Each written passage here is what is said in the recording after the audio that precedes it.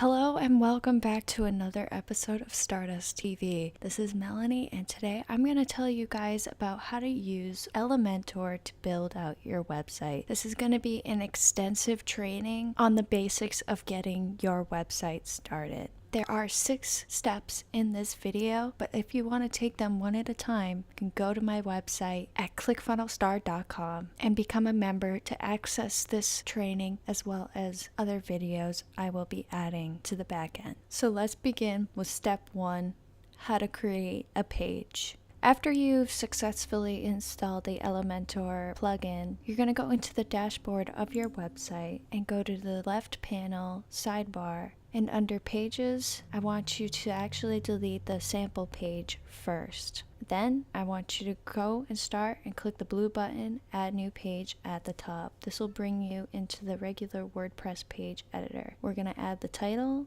welcome, or start here, or something else. But on the side, this is important, go to page attributes on the right and then click Elementor full width. Publish the page, go to the top and press Elementor Builder.